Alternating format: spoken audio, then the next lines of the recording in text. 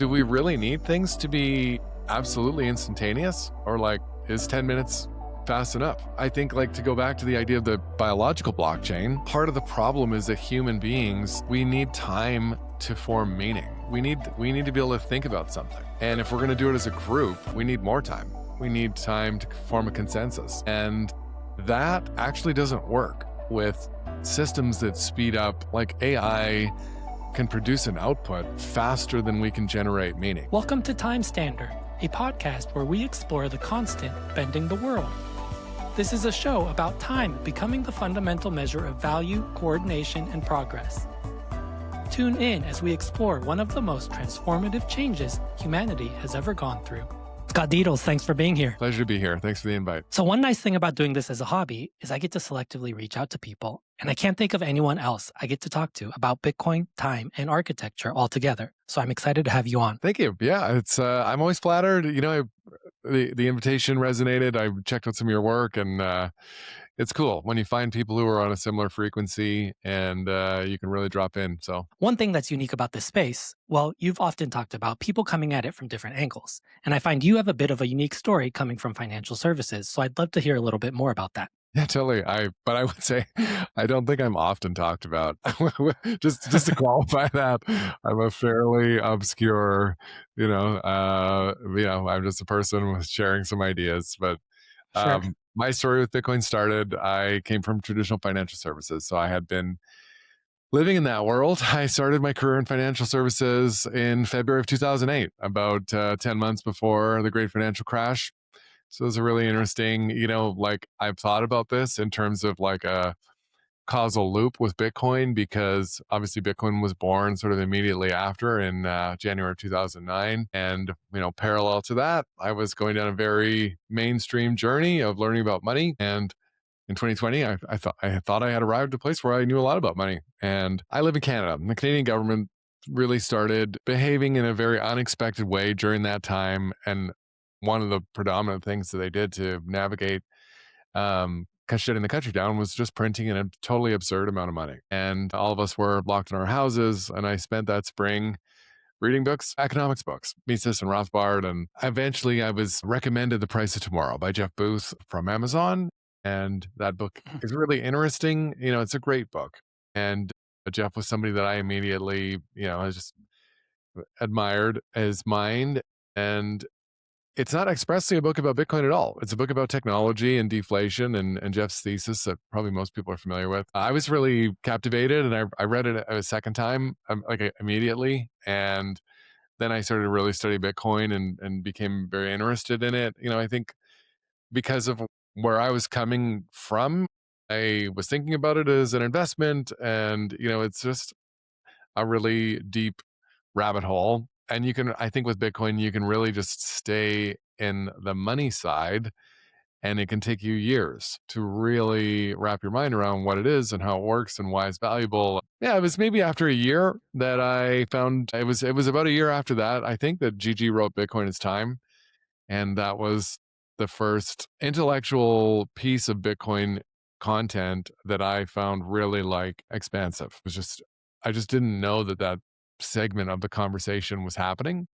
So that was very cool. I sort of don't have a finance background. I was a history student at university, philosophy, art history. So I'm kind of, more come from a background of liberal arts culture.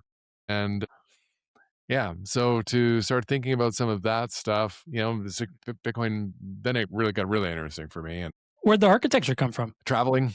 So yeah, I mean, so with history, there was in the undergrad degree that I took, there was a component of art history, as you had to have 4 courses in art history. And so those were courses I actually really enjoyed as a student. And then when I finished my studies, when I graduated university, I spent a lot of time traveling, 5 years, and traveling and seeing, cathedrals and architectural wonders. I am fascinated by the cultures that produce styles of architecture, and it's systems, it's patterns. So I I've been thinking about that stuff for a while. I wrote the Tao of Bitcoin in 2024, which was kind of my first stab at like a really, trying to put down some of my own ideas around Bitcoin and time and culture. And I've been working on a new one that is coming out imminently now called The Age of Time. And Age of Time really is a deeper dive into some of those things. I hope to get into both of those with you a little bit today. You might want to save this for later, but I did have one question about your upcoming book, The Age of Time. I wonder if you're willing to say anything about the image on the cover of your book. It stood out to me that there may be some intention behind the image on the cover. Yeah, very much so. The cover has an image of 3 nested cubes, like Russian dolls, sitting one inside another. And one of the arguments that I make in the book is that the modern conception of time, which has evolved over really thousands of years, but accelerated through industrialization and mechanical timekeeping, has created sort of a mental architecture that exists inside all of us and has 3 layers. So the inner layer is what I call the cognitive cube. And the cognitive cube are assumptions about time that enable the acceptance of the second cube, which I call the chronometric cube. And the chronometric cube is basically the systems that allow us to turn everything into a sequence of coordination as a result of mechanical time.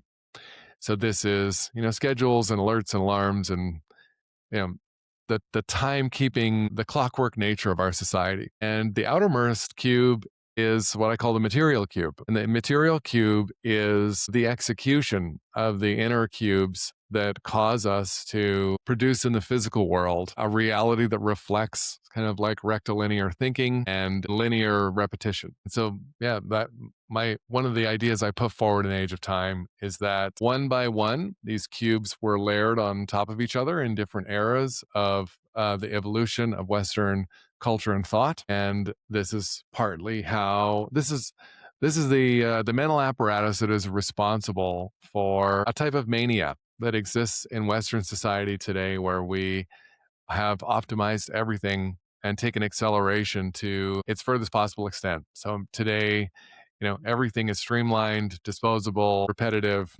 and you can work backwards from the material cube back to its origins in the chronometric cube, which really start with very early assumptions about time that Plato was making thousands of years ago. Yeah, very interesting. I was thinking language and maps maybe were a decent gateway to get into some of the things we were talking about today. I have a hard time articulating some ideas about time, but for me, language is a stepping stone to get there. And I think I've heard you talk about language as a map to see the world a little bit. I grew up bilingual and I wasn't aware of it at the time, but that allowed me to get out of one system to take a look at the other and apply meaning to the world around me.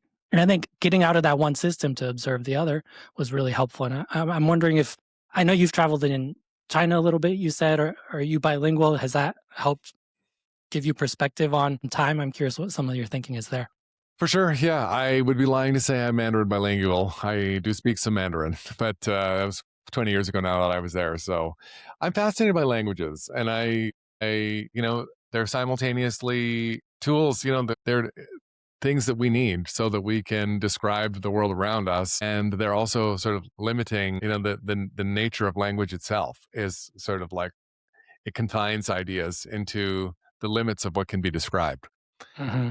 So yeah, I think how language impacts culture is something that's always interested me. And I talk about this, I think, and maybe both books, like in Mandarin Chinese, typically time, the order of an event is something that happens at the start of a sentence. And in the English language, we don't really care when time happens. You could put it anywhere in a sentence. So there are countless examples like this, right? Where for some reason, civilization started organizing in a certain way. And what language really is the tool that you're given to be able to relate to everyone else in your immediate area or as far as you can go, right? So yeah, I think that it's a really interesting, thought experiment to think about what causes those changes, like why things evolve certain ways and what is the outcome. It's the same thing with architecture, right? Where an architectural trend takes root and then propagates into like a certain way of thinking that then creates more of that particular thing, right? So that could be strip mall culture in the Rust Belt, or it could be like, Victorian England and, certain kinds of columns that you see repetitively there. Yeah, so I think it's all of this stuff. Like I think language and art and color and architecture, all of these things are systems and highly interrelated. It's yeah. Would you consider time a language in your You know, thinking? yeah. I did read a lot of books about time in Yeah. preparation for writing this book, and one thing that I did know, because if you some of the other really cool things about monument architecture is that it does often consider time, and depending on which culture is responsible for building it, it conveys a culture's conception of time, and there were many of that were very different. So one of the things that is common would be buildings being aligned to the Great Precession, which is a 26,000 year cycle of the constellations sort of resetting. And 26,000 years is an incredibly long time to observe a phenomenon. And if you think about it as a 360-degree cycle, 1 degree of 26,000 years is 72 years. So one human life is 1 degree of that circle. This is how long. So people who were participating in cultures that were like the Mayans, the pyramids of Chichen Itza, where there is a consideration about something that's happening in the sky that takes 26,000 years, that reflects a very different worldview than, the Arby's that we're building and trying to get it done in 6 months. And, yeah, I think that time is a really cool consideration in architecture that is so foreign to us that it's almost lost on us. And another way I think this gets manifested is in, European cathedrals that took like 500 or 600 years to build. So we've really stopped true sort of intergenerational architectural projects. Like that used to be quite normal for like most of human history, and building something that took 300 years, or even starting to build something that would take 300 years, was a cultural norm. Hmm. And today, I mean, I don't know of anything that's being started right now that is going to be thought to be finished in like the year 2400. And we just don't think that way anymore. And so I think, at a bare minimum, what you're talking about is a different commitment to the distant future. So the mind that would commit to an endeavor that they know they'll not be around to see finished has already presupposed that the civilization that will follow them behind to finish it will be there. Hmm. Hmm. And, like the countries we live in North America, they're not even that old, right? It's like, it's maybe hard for us to even imagine. Yeah, well, I mean, I can speak to that a little bit. I totally agree. There's no one's thinking that far ahead, and I talk to architects all day, builders, contractors, but there is a lot of confusion. I will say we cannot build something we built 10 years ago, let alone 5 years ago now, across the street with the same environment. And there's a lot of questions about why. There's a lot of questions about why are things getting so expensive? Why are our project schedules accelerating so fast? Why can't we afford the building materials we want? And I think your thesis is that it has a lot to do with time. I will say people in the profession are very confused about why this is all happening. And so I think some of your insights there would be really telling to explore, because I don't think it's really even on anyone's radar, to be Oh, honest. totally. And this is kind of the thing about the cubes is, the idea is that we're all aware of what's happening on some level, but it's something that we were born into, and it's beyond that, beyond a single life. It's been so gradual that it's been very difficult to observe. So, like pocket watches were created 600 years ago, and that innovation is like an ancestor to the cell phone. These are devices that initiated a behavior that was new to people of learning how to police their own time. And like before a pocket watch, that notion would have been just like completely alien. Like they wouldn't even have been able to understand. People just didn't know what time it was ever before mechanical timekeeping, right? And so, yeah, I think that these cubes, so this notion of this mental architecture that allows all this to function, part of the reason it works is because society is really a lattice of unquestioned beliefs. There are things that we just don't have time or the bandwidth to be questioning everything about everything all the time. Like it's actually not an efficient way to use your mental energy and your free cognitive space. So we just don't, right? We, it's and I think that's how time, sort of how this book started. It was like, what point did time stop being something that we were wondering really what it is? We don't wonder, we just wonder what time it is, not what is time. And it's a fascinating subject because the harder what it seems to be the case is that the harder physics tries to make a definitive statement about time as something, the flimsier it gets. And we really don't know. For as much as we want to understand or think that this thing is a fundamental force in the universe or something that can be really quantified, it's very difficult to prove. Do you think we need more words to describe time? So, for example, in some languages, there's one word for love. In some languages, there's 5 or 6 different ways to convey love, whether it's to a friend or family or partner, that kind of thing. And I can start to think about at least two different words for time, almost like a calendar time and a block time. But I'm curious, I don't know, we were talking about language a little bit earlier. Do you Yeah. think that's part of the issue? Is there aren't the words to differentiate between time right now? Or Yeah, it's an interesting question. And, it's kind of like what you mentioned earlier about the limits of language. And yeah, I mean, I was talking about Plato earlier, and even, Plato was writing about the idea that there's like the cosmic time, the what happens in what's observable in the stars, and that was a basis for how they sort of like track time. And then separate of that was a human time, which related to a person's ability to experience like, the order of events of something. And that those two things were distinct. So it's not a new idea. The notion that we should have multiple words to talk about different aspects of this thing. did we ever have multiple words in your research? Have you come across? Yeah, I mean, maybe not words so much as like if you're talking about the English language, but I think like conceptions of time.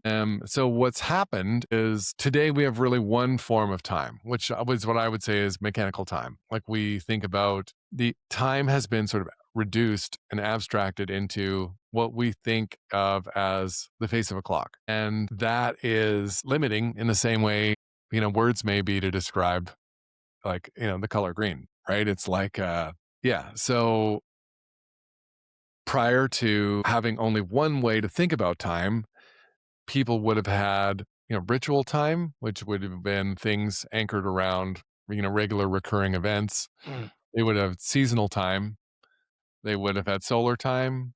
Yeah, there would have been lots of different ways to experience time and lots of different ways that could coexist and create a different lived experience. So what I think is gone on because the clock face itself is a wheel. And I think people relate to Groundhog Day and the idea of Groundhog Day because the clock face really spins infinitely to nowhere, Hmm. you know? And that's what we've reduced the concept of time to, right? We're just ordering events and spinning our wheels. And that abstraction is actually relatively a new idea. It's 500 or 600 years old. So before that would have happened, the the entire notion of it would have seemed insane. Huh. But for us, we exist, fully inside that conception of reality. Yeah, that's super interesting. Do you ever think about the geometry of time then? Yeah.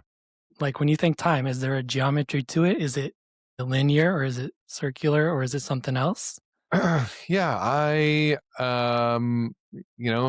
so there's lots of interesting takes around um proving that time is linear is difficult. And we experience time in a linear way. There's a really great book called The User Illusion by a Danish guy named Tornor Tranders.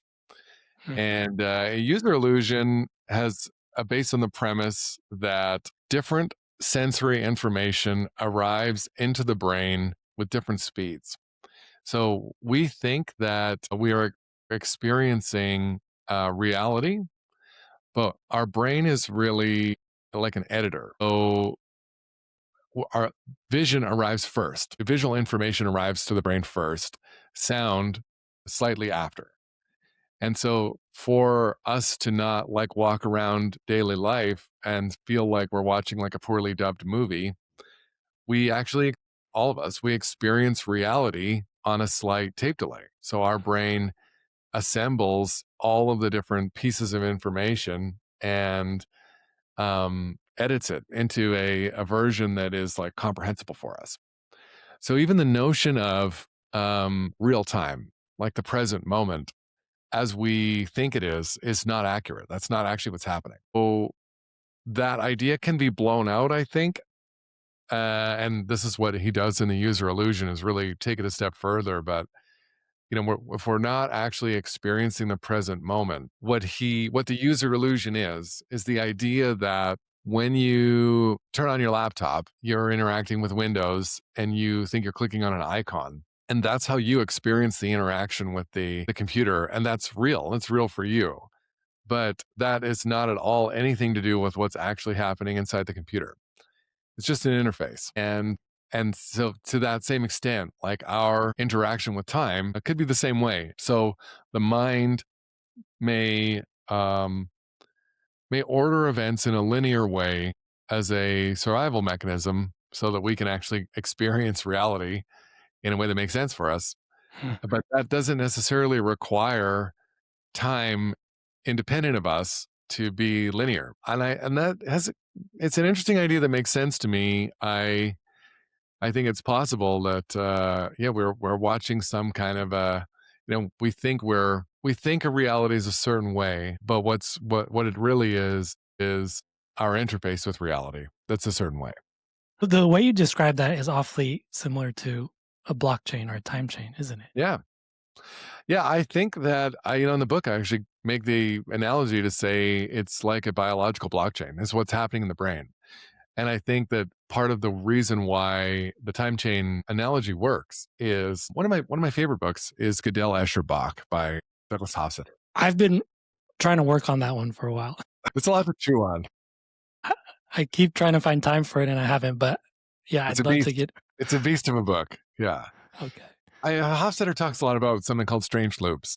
And this concept, a strange loop is meaning that's formed from self-reference.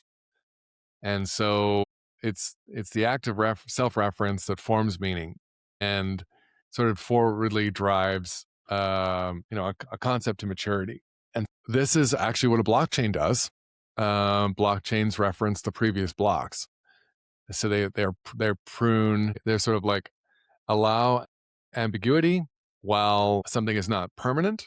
So like in Bitcoin, while a block is being confirmed, there's a certain amount of uncertainty.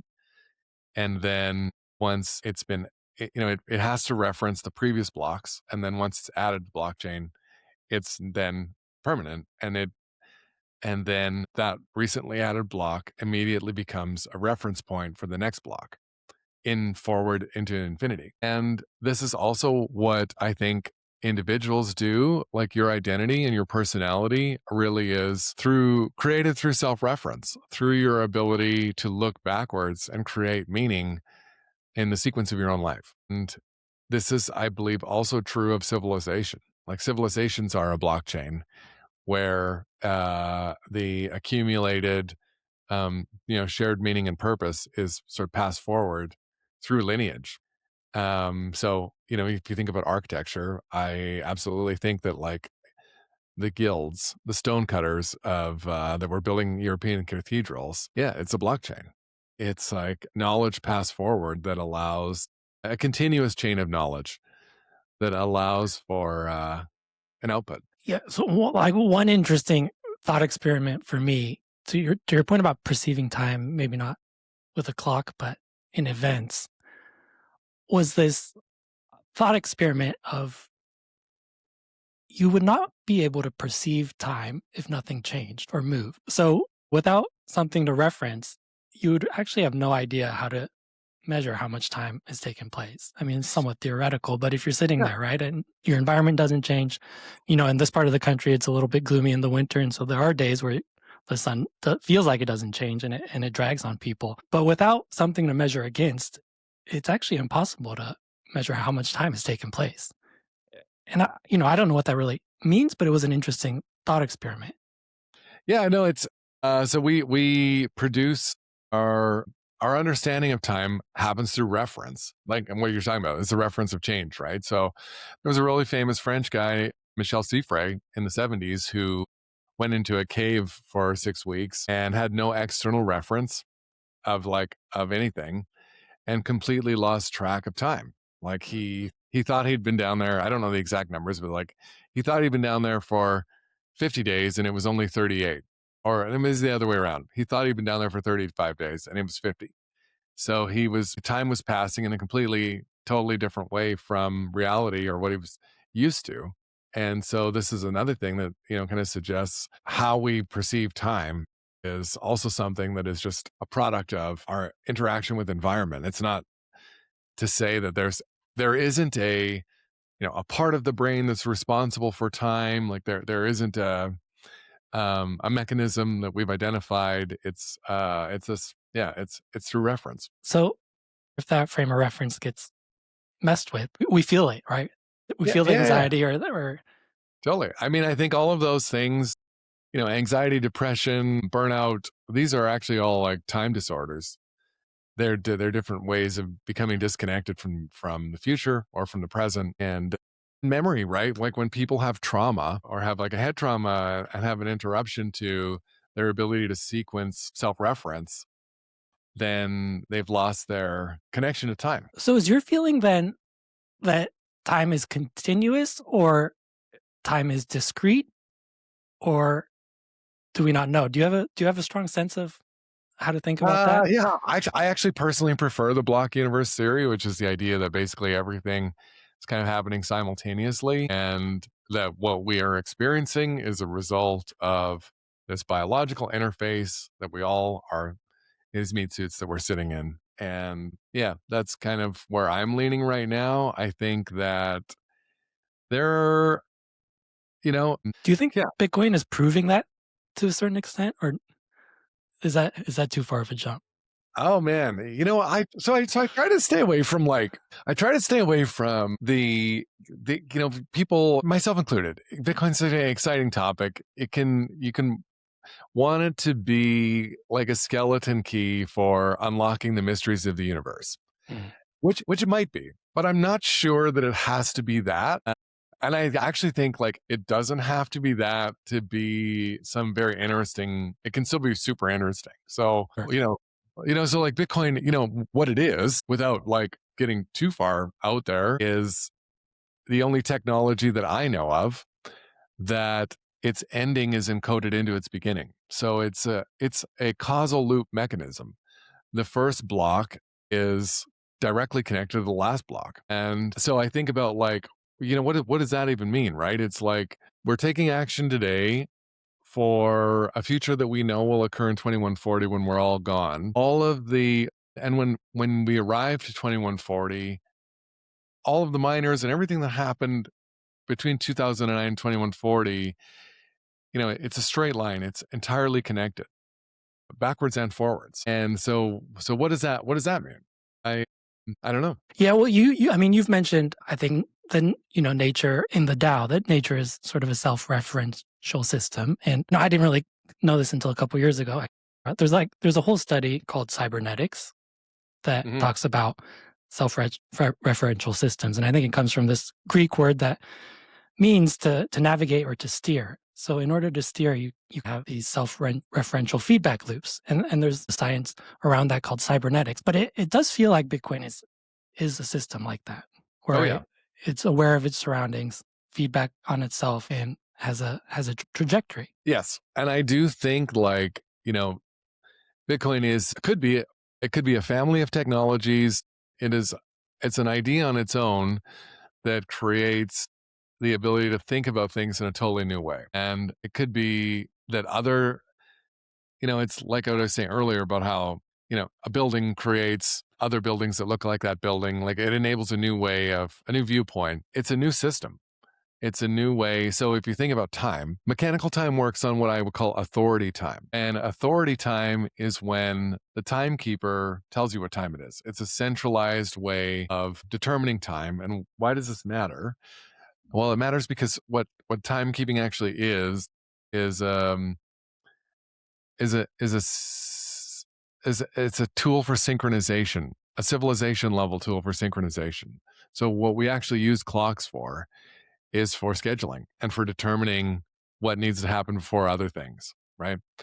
And so to do that, we scaled timekeeping out of physical locations into worldwide time zones. And to solve the scaling problem of time, we needed authority. Like we needed somebody to be, time needed to be very rigid. And so Bitcoin is a new kind of clock that creates ordering as an emergent property of consensus, which is a very different and alien way of thinking about what timekeeping is meant to do. And so this is where I think, these ideas about how Bitcoin as a technology could be something very different get very cool quite quickly because, you know, I, I'm not suggesting that we would stop using mechanical clocks, but we've been basically, operating under a coordination mechanism for hundreds of years that drives a certain way.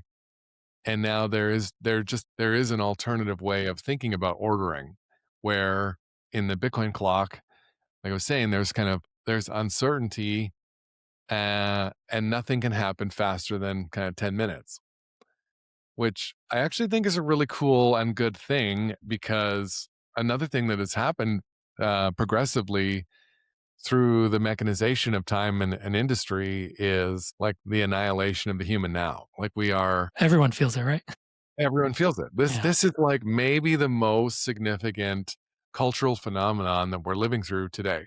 I think if I could, claim like if I could put my foot down about that, all of the other sort of nihilism and, the defeatist ideas about modernity relate to the destruction of the now and accelerationist technology. Having a time system that has an artificial floor on how fast something can happen is really cool. And what's extra cool about it is because Bitcoin's clock is backed by a settlement layer. And do we really need things to be absolutely instantaneous or like is 10 minutes fast enough? I think like to go back to the idea of the biological blockchain, part of the problem is that human beings, we need time to form meaning. We need to be able to think about something.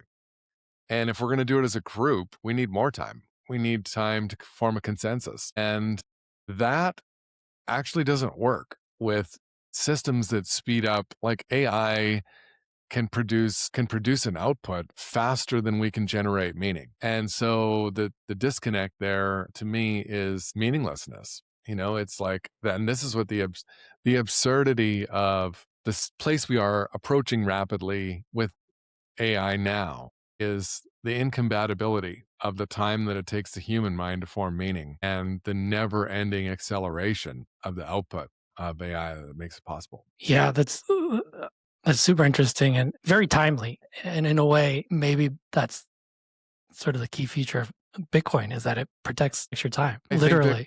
Bitcoin is here to, and protect our psyche. Like we're meant to inhabit time. Why the time thing matters, I think, is like it actually matters less to me about whether time is fundamentally linear or not, because I don't actually think our biological apparatus is going to change and we're going to start inhabiting time differently. So we're probably going to be inhabiting time this way anyways.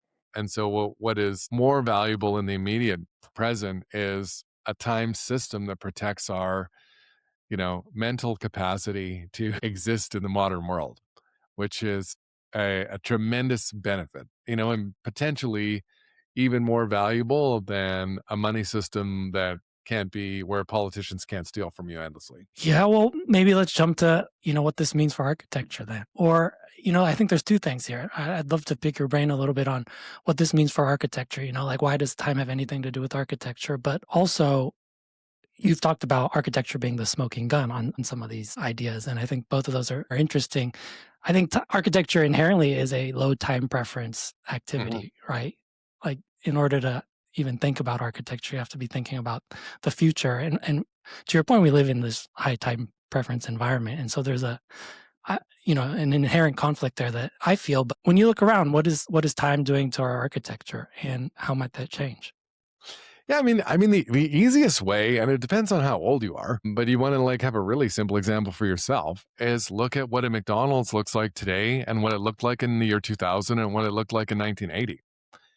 Like, so this is like, in 40 years of change, it's a box today with, yeah, and yeah, and, in the 80s, it would have had like all kinds of like intricate, paper mache sculptures, castles, characters, colors, and so there's maybe two things. One, architecture to me is a reflection of the collective spirit of the culture. And so the things that we are inspired to try and create, should be a celebration of what's happening today so that people in the future, when they come to enjoy it, will see a relic of the time when it was built. And so I've seen that this is not my quote, but the uglification of society is a powerful tool of social control. I think that we should be, and so there's an unconscious reflection of our inner worlds that happens in the kinds of things we decide to try and erect. So it's a fascinating cultural barometer for me. What I think is also so cool about buildings that become lasting is you can inspect them yourself. You can go there and you can see them. And there is why I say they're a smoking gun is there's just no denying what you can see with your own eyes. So if you go to any of the state capitol buildings, if you go to any of the great cathedrals, Angkor Wat, like people have accomplished some incredible things that were truly, celebrations of humanity and really like, love letters to the future. They are, for people to undertake this stuff and that is the reflection of their worldview, like this is whatever they were experiencing was motivating them to build something permanent of the highest quality where every detail is thought of in a way that is meant to be aesthetically pleasing. Everything matters. It's like that idea of like how you do one thing is how you do everything. So I think the things that we build tell us a lot, actually, about how we're thinking about the world around us. And so we do really, it is very fair to say our world today is super disposable. Everything is meant to be planned obsolescence. It's replaceable. It's the economics of tearing it down and building it again and trying to get it done as quickly and cheaply as you can. And you mentioned like the fluctuation in input costs. And this is totally true. Like I can't remember the exact numbers, but lumber prices are something like 700% higher than they were 20 years ago. So forget about thinking about a 300-year project. Like we actually realistically in the monetary system we exist in now, it would be totally irresponsible to even think about a 50-year project because like 50 years ago, people were buying houses for like $20,000. So just think about that for a second. Like how would you even think about how to start? Yeah, and I would even go further. I think realistically, being in the industry, many people can't even think 18 months out. A lot of Yeah. these projects are on a whatever 12 to 36 month um, schedule, and if you don't know what something's going to cost in 18 months, it's kind of a non-starter. Yeah. So I think like, and this is one of the themes of Age of Time. We can't run a civilization this way. Like it's just not how we're meant to live. And what actually happens is 10 years from now, that 18 months will be 8 months, because technology will be better and money will be worse. So these things, and so at that point, a TikTok won't be 7 seconds. It will be like 7/10 of a second. like the never ending war on attention span is intimately related to architecture and the kinds of things we're building. And so, one thing, another thing that Bitcoin does, I think, with this 111-year predetermined lifespan, is let us expand into an institution that is pre-designed to last. Like we need to be able to stretch our time duration thinking. One thing, this concept of the three cubes, the earlier architecture that took centuries tells me that we have the mental apparatus to think in centuries. We must, or otherwise we would have never built stuff that took centuries. So we used to interpret timescales by observing things like astronomical phenomenon that took 26,000 years. And now we watch TikTok. And that's really, the state of the current world. Yeah, and I think what's really interesting is you could argue, and I think you'd agree, that architecture in many ways was sort of the original proof of work time chain. Oh, And yeah. you can go back and to your point about physically verifying, the evidence is there. You can understand a certain amount of work was contributed and a certain amount of intellect at a certain period in time. And, I had one client that consciously talked about time stamping their buildings in that they wanted, a series of buildings and a particular one to speak for a particular era. But I don't think many people think about that, even in the industry of architecture as sort of a timestamp. And this is where I think this concept of the material cube is, we've manifested this physical environment as a result of unconscious programming that we're all executing. It's like a software operating system. And so it's actually very difficult. The nature of it is that it makes it very difficult for us to even know that we're running a program. It's something that's been installed, and it replaced what used to be in there, which was the way we would have experienced time in the time of Plato, where there was no such thing as clocks, and we would have never thought about scheduling and being late and all of these really modern notions. Yeah, one way I often think about sort of just civilization in general is sometimes I picture it as like this giant construction site and everyone's sort of working on something. We're all working on something together, ultimately on different pieces that in theory come together. And on this construction site, you can do certain things to innovate and save time and gain efficiency. But the way the current system works is any efficiency you gain by collaborating or innovating, the clock resets and you lose any time that was gained and you're just back on the construction site.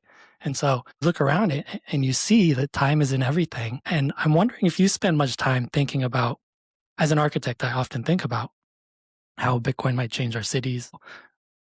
And I think you've given this some thought. I'm curious, what are the telltale signs of a city that's wealthy in the future? I imagine it's not going to look like it does today, but I'm curious what you think future of cities and urban living or suburban living might look like. That's a really interesting thing to, think about. I do think we're going to, you know, the next couple decades could be pretty wild.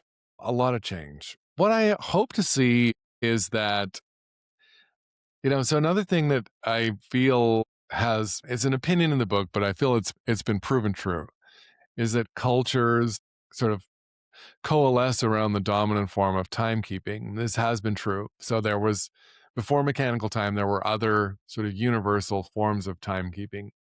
And like the Babylonians invented something called the base 60 system, which became the foundation for 60-minute hours and 60-second minutes. We've been living for the last 300 years in this mechanical time world, and so everybody operates that way. I think that Bitcoin has an opportunity to supplant mechanical time because I truly believe that Bitcoin has an opportunity to harden as the settlement network of the world. And if you could imagine a world where there is that 10-minute-ish floor on finality, that could become something that stops the relentless acceleration that we've seen over the last 300 years with how we think about time units. And I think that could be the start of thinking differently about duration. So when you're operating in a monetary system where everything's continually getting more expensive, you need to be faster. You need to execute faster all the time. And if Bitcoin were to stabilize value in a different way, that could take the time constraint away from building. And so we might then be able to just, and these things could be slow, right? It might just start with starting to think about building a building for aesthetics purely as opposed to profit.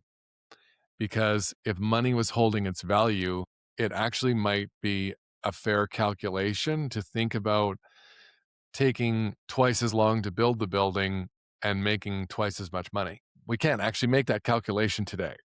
So I think what you could see is the start of, society is also, there are lots of different trends that ebb and flow. And, inflation and deflation is one of those. So in Dow Bitcoin, I talk about, they're called K waves, 60-year inflation deflation cycles that were identified by a Russian economist in the 30s named Kondratiev. And so he goes all the way back to 1700, tracking these 60-year waves of inflation and deflation. And we would feel like inflation goes on forever because we are in year 56 of a 60-year never-ending inflation cycle. What Kondratiev said is that a defining technology every 60 years comes about that triggers deflation, mass deflation. So like the spinning jenny, the steam engine, there's this is like fourth turning idea. I believe that Bitcoin is the next technology that will trigger mass deflation. And I think it will do this because I really believe in what I think will come to be called the dematerialization of value. And I think that we're not going to think about physical things as being places you store your money or grow your money in the future. And so that will just create new economic decisions about the stuff we build, and we'll build for different reasons. Yeah, actually, that's one thing I just remembered I did want to ask you about. This you will own nothing and be happy. I often feel the same way. I often feel like physical things will start to become a burden as well. Yeah. And I I heard you say this, that you will own nothing and be happy might be right. And I tend to agree with you. And Bill, you're the first person that I've heard say that, because typically it's sort of this meme that is a little bit dystopian. But I'd be curious to hear your thoughts, because I think that is an obvious way where the city or our infrastructure could start to dissolve. Yeah. I mean, I think like we're thinking about owning stuff in the context of how owning stuff has always been our entire lives. So of course we want to own stuff. But, in a universe where like it goes back to that meaninglessness of like infinite production. So the same AI that could produce, an infinite number of essays, in the not too distant future, will be able to produce an infinite number of Mercedeses in the same way. And so, if that comes to pass, then a lot of the reason we have for owning this stuff is also going to just change. And I think that we're going to be powerless to stop it. So part of that, I think like, I had a visceral reaction to that. You'll own nothing and be happy when I first heard it too. But, there's one thing you will own, and that's Bitcoin. And I think this is where Bitcoin will fundamentally transform the conception of ownership, because what it does instead is provide a different set of property rights that is actually quite superior to any physical thing you might want to own instead. And the stronger that becomes, the more powerful the incentive to own it will become. And it will change your incentive for wanting to own other things instead. And so this is something I think we're going to really see play out over the next 20 years. And so while that's going on, I think we'll see a transformation. And I also think like, we're going to hopefully start to see some, like there's a really cool project happening in the Gobi Desert, northern China, where they're reclaiming huge parts of it, reforesting areas that have been like totally barren for centuries. And it's going to take a long time. Like it's going to take them like 100 years. And it's an interesting thing about China and time coming first in the Chinese language in sentences, because that culture does think differently than we do about long duration thinking. And so, yeah, I think hopefully, there's a lot of things that are going to have to change here because the direction we're headed on right now in the West is not super exciting. And this is also partly why I love writing about Bitcoin, talking about Bitcoin, because I think it ultimately is a technology that creates a glimmer of hope for the future. And it's because it's a system that is uncontrollable.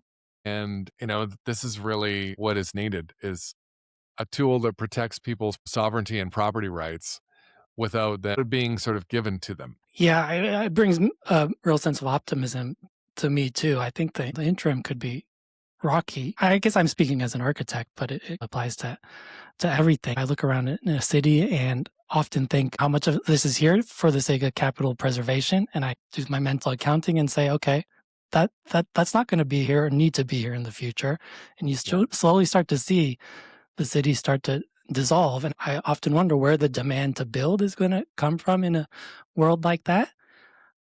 And I'm not sure it will come. So that leads me to think it might be a rocky or a slow couple of years, but ultimately, I think it leads to building quality architecture we care about again. Yeah, I mean, man, there's a lot of different forces at play. One, the population could be a lot smaller Yeah. in 20 years. Yeah, and like in a number of other places, you look at like Japan, real estate in Japan peaked in the 90s. You can get outside of Tokyo, you can get a single family home for like $10,000. And it's because they are experiencing a population collapse. And Yeah, it's bad so, when there's a name. They have a name for these empty houses. It's called Akia, but it's a bad sign when you have a name for them. Yeah, something like that. yeah, totally. But I mean, we have the birth rates happening here. I mean, I'm in Canada. The birth rate in Canada is low enough that we can certainly be experiencing this in 2040 in the same way. Notwithstanding, immigration or other things that could happen. But my point about that is, I think that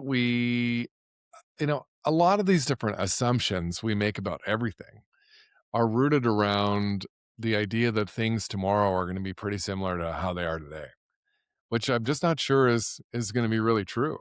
And I wonder too about where the demand is going to come from. There's also going to need to be sort of like probably a mass transformation of space. You look at the two that really stand out for me are office towers and shopping malls. And I don't think either of those have much use 20 years from now. I don't think anybody's going to be working in an office, and I don't think anybody's going to be shopping in a mall. And the other one would be parking lots. Like it's 30-40% of like urban downtown land is parking and parkades. And that's going to need to be repurposed too. Yeah, it's almost ironic. You look at a city and there are skyscrapers, which I agree. I think that's a bit of a relic of a fiat financial system. I don't think that really survives. And then the flip side of that is you have these like vacant parking lots that people are just sitting on the land and charging for parking in the meantime. So you have those both extremes that tend to not make any sense anymore. So Mhm. less space, less cars. I mean, it's an exciting vision, but the transition to get there is not clear. And I don't know that it has to be, but it's something I often think about. Thanks for sharing some of your insights into what that might look like. Yeah. It's fun to think about. I remember going to Epcot Center when I was a kid in the 80s, and they had a ride that was like a vision of it was probably like a vision of the 20s. I was always into sci-fi. I've always been into science fiction and futurism. I think it's cool to wonder what tomorrow is going to be like. Thinking about science fiction, thinking about the future, to me, it should be a form of optimism. And I talk about this in Dow Bitcoin. Like it's a weird thing to me culturally how from 1910s until the 1970s, science fiction was like really optimistic. Mm.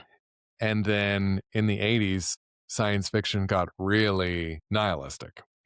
Terminator and Akira and Blade Runner, like all these great sci fi movies of the 80s. And then from then on, it actually just got darker and darker and bleak. And it's a funny coincidence to me that that shift of the sort of like emotional tone of science fiction really corresponded to 1971 and the disconnection of the dollar and gold. Things changing over the course of 20 years Maybe not. Oh, but maybe just from the 80s to the 2000s to Okay. say that like progressively it got even more dark. And science fiction now, you seldomly ever see a movie about the future that's like utopia. It's usually pretty dark stuff. So in your new book, The Age of Time, is that an optimistic take on the future? Oh, totally, man. It's wildly optimistic. I think the same thing. We collectively create the world around us, and yeah, I'm in it to help affect a positive tomorrow in whatever way I have the capacity to. And if sharing positive ideas about how that might look is helpful, I'm all here for it. And so, yeah, man, Age of Time is hopefully a very optimistic look at what the world of tomorrow could look like if we start using a clock that doesn't enslave us. Yeah, I love to hear it. You have such a unique perspective, I think, on a number of these things coming together. Do you have anything else to share on our way out here today? No, I appreciate you having me come on, and this has been a really fun conversation. For people, if they wanted to, the Tao of Bitcoin is on Amazon, and Age of Time will be as well. How close are we to the Age of Time? 2-3 weeks. So I'm shooting to have Age of Time out sort of by the middle of April. And there is a website that's theageoftime.com. Great. Well, I personally look forward to looking into that, and I might have some follow-up questions for you once I get a chance to read that. So I appreciate you coming on. I look forward to keeping in touch. Yeah, likewise. And I'd be happy to come back if you. I hope you enjoy the book.